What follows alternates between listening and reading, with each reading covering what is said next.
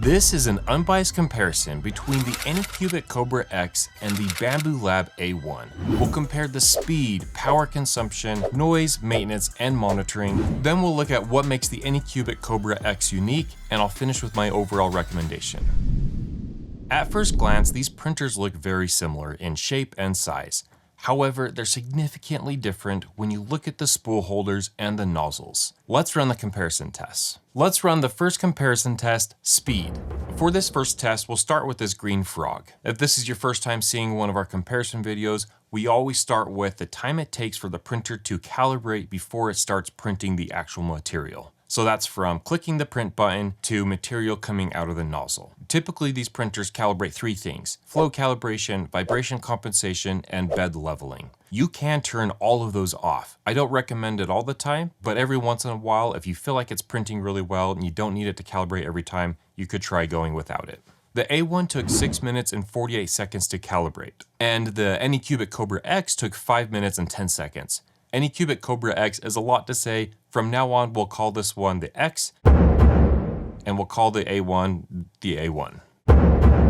Why did the A1 take a little longer? That's a good question. I know the X can move a little faster, and we'll talk more about that when we get to the differences between these printers. But honestly, we're looking at a 1.5 minute difference or so it's not a big deal. The total print time for the A1 came in at 37 minutes, and the Anycubic Kobra came in at 23 minutes. That is a bigger difference. I believe I just had a setting changed in the A1, so I'm not too concerned about that. But for this first print, we're mainly looking at that calibration start time. Once we get into multicolor printing, that's where we'll look at the time savings between one and the other. These frogs came out almost identical. The only difference is the placing of the seam. You can see on the X, there's a little bit on the lips, but that's something I can change in the settings by just switching out where I want that seam to be. Other than that, these look identical. They both had a tiny bit of stringing when the nozzle finished and it lifted off the head, but these look really good and they're interchangeable. Now let's try doing multicolor printing. The Anycubic X claims it can cut the waste in half when you're doing multicolor printing. And that's because when you're printing multiple colors with one nozzle, you have to purge out the material in the nozzle every time that you're changing colors. For this next speed test, we'll look at how long it takes to change filament colors. That means the printer will cut the filament, purge out the old color, put in the new color, and start printing again. What does that time look like on both printers? We measured everything from black to green to brown, brown to black. On the A1, the shortest time I clocked was 48 seconds. And on the X, that came in a little shorter at 41 seconds. 48 to 41 is a 7-second savings. Is that a big enough difference to really mean anything?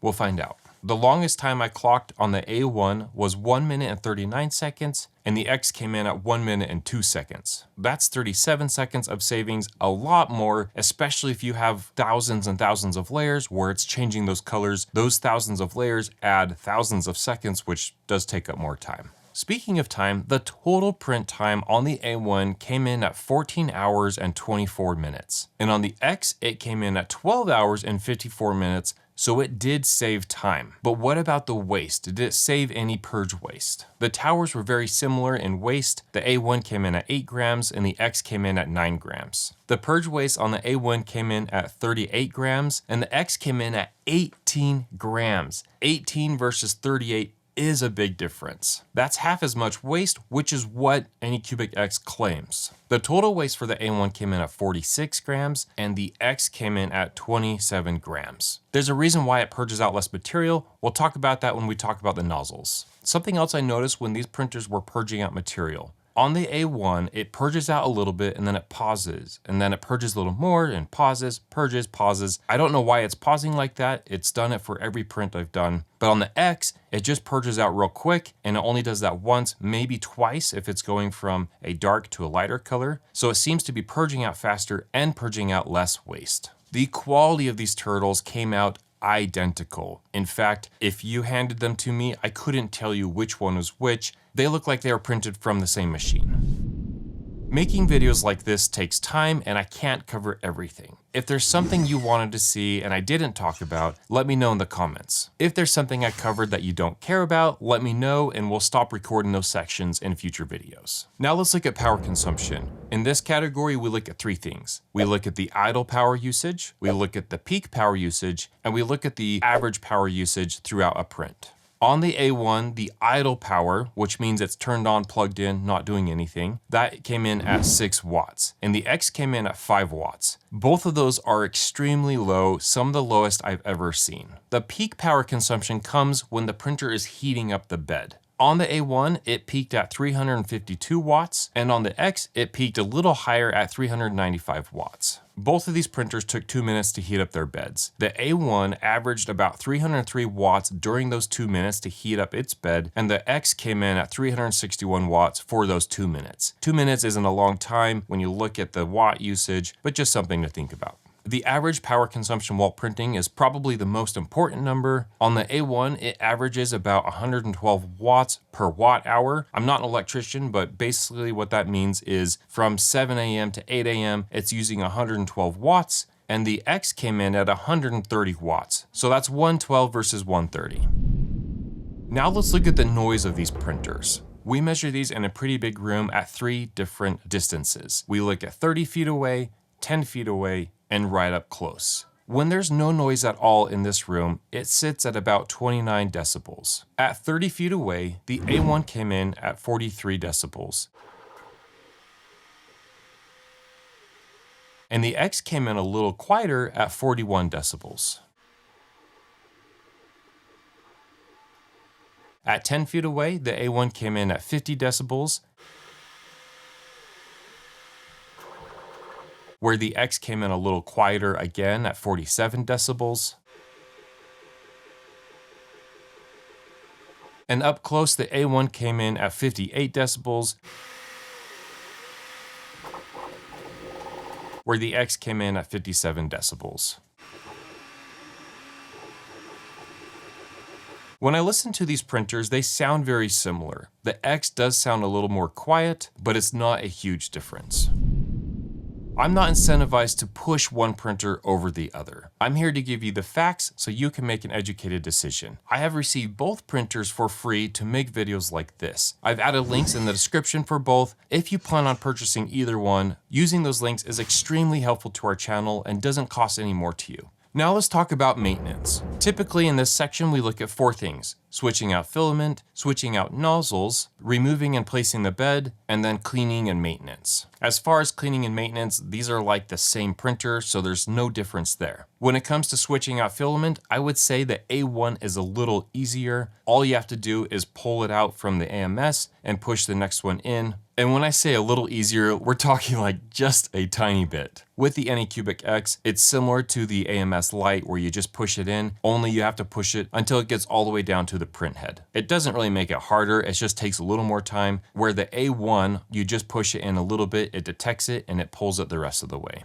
One thing to note, with the AMS Lite, if you're using bamboo filament, the RFID will automatically detect the filament and update the printer. On the X, it has an RFID chip when you're using Anycubic filament, but it's not up at the top, it's down at the bottom front left. Both of these nozzles are super easy to change out. You pull off the front cover, pull off the silicone sleeve, and unlatch that lock. Technically, the Anycubic X has 2 locks you have to unlatch, so it might be considered a little bit harder, but honestly, they felt the same to me. Now let's talk about the bed. I really like how the A1 bed is shaped, especially here at the back. It's super easy to slide it in and place it on the bed. The one thing I don't like are the strong magnets that are everywhere on the bed. The X just has one magnetic sheet. It makes it easier to slide the bed on and off without getting stuck on these magnets as I'm sliding it in. Neither of these beds are terrible at placing. I think I do prefer the shape of the A1 a little more, but I like the magnetic sheet on the X more than the static magnets on the A1.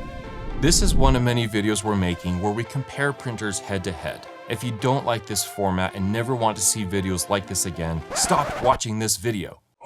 Stop watching the video, I'll disappear, the channel will disappear, hopefully you won't see anything like this again. And whatever you do, don't hit the like or subscribe button, or else YouTube will give you more stuff like this. Now let's talk about monitoring and the app capabilities. The camera on the A1 is rated up to 1080p. The camera on the X is rated up to 720p. You can kind of see the difference. The A1 is more crisp. However, the frames per second on the A1 are just comical. They're ridiculous. It's like 0.5 frames per second. It takes a picture, waits 2 seconds, and takes another picture. The Anycubic X is way better. I would say it's between 15 and 20 frames per second. You can actually watch it as if it's a video and it's streaming, and it looks a lot more clean. Something else we talk about with monitoring are the lights. These both just have one light over on the right side. Something I complain about is the placement of these cameras because they're just not that great. Having a better camera angle like on the S1 Max is so much better. It gives you a better angle so you can see more of that print and get a better angle altogether. I said angle like 10 times.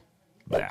And the last thing to mention about the hardware is the screen. On both these printers, it's the same size, and they both feel very similar in their interaction. The last thing I'll mention before we talk about differences is the app. Both of these come with an app you can install on your phone, on your computer, your tablet, and I have to say, even though Bambu Lab still has one of the best apps out there, Anycubic is catching up. Their app has hundreds and thousands of pre-sliced models, just like you see on the Bambu Handy app, which means you don't have to get on a computer and slice files yourself. If you don't know what I'm talking about, that's okay. As a beginner, you could get either of these printers and send prints to the printer just like you would on your normal paper printer. You don't have to know a whole lot about 3D printing. These are both really great beginner-friendly 3D printers. And I actually like using both of their apps. I would say they're the best two apps that exist when it comes to 3D printing and being able to find a model on your phone and send it to the printer without having to do any configuring yourself.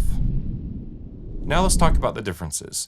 The first thing I want to mention is the A1 has a very clean view of the nozzle as it's 3D printing, which means it's easy to see if there's any failed part of that print. You can just watch it, and it's very entertaining if I'm being honest. I could just watch 3D prints all day. It's harder to see the nozzle on the Anycubic X. However, if you pull off the front cover, it gives you that same clean look and feel where you can see the nozzle and you can see the part being printed. Even though there is a difference there, you can have it either way on the X, where you can have the cover on or you can pull it off. Let's talk about the print volume. The A1 comes in at 256 millimeters cubed. That's front to back, side to side, and at the height. The X comes in a little bit bigger at 260 millimeters cubed. The difference in speed is pretty close. The print head on the A1 can move 500 millimeters per second, and the X can move 600 millimeters per second, so technically it's a little faster. Now let's talk about one of the biggest differences between the Anycubic Kobra X and the Bambu Lab A1. That's the nozzle size. When you look at the nozzle on the A1, it's about 53 millimeters from the tip of the nozzle to the point where the filament cutter cuts that filament. Comparing that to the X is at 33 millimeters, which is 20 millimeters less. Why does that matter?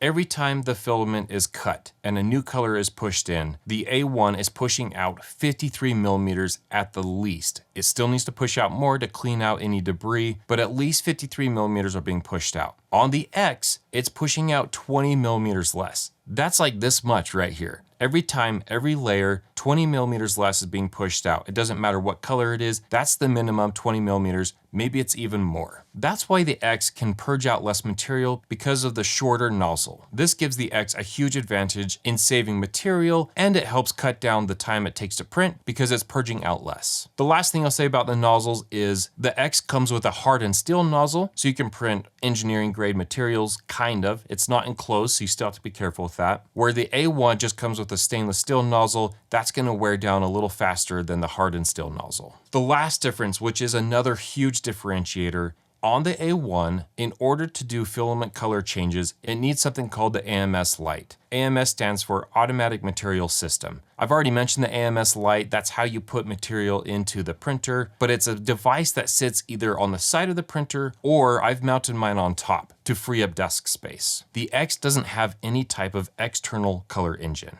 which is amazing. It frees up desk space, it frees up weight that might be on the top of the printer. The color engine, that whole portion that's so complex, is in the head of the printer. This is a huge differentiator, and it's one that I've never seen anywhere else. Anycubic is the first company that I know of who's come out with this tiny color engine that just sits on the print head. It really is a game changer, and I hope we see more of these come out as printer companies evolve how their printers work. Before I give my recommendation, I want to give a huge thank you to all of our paid YouTube members. There are different tiers. Each tier gives you different perks like a shout out on YouTube, access to videos before they're released, and access to members only videos. If you'd like to be a member, just click this join button. We just covered a ton of things: the speed, power consumption, noise, maintenance, monitoring, and the differences between these printers. Which printer should you buy? Here's my recommendation. After watching this video and hearing the differences, think about what matters to you. Do you want a more quiet printer? Does the frames per second on the camera matter to you? Are you printing multicolor objects and want to save on material waste? If you answered yes to any of these questions, the Anycubic Kobra X would be a great choice, and I would recommend it over the A1. That being said, both of these printers have purge waste. If you'd like a printer that saves even more material and prints faster, check out this video.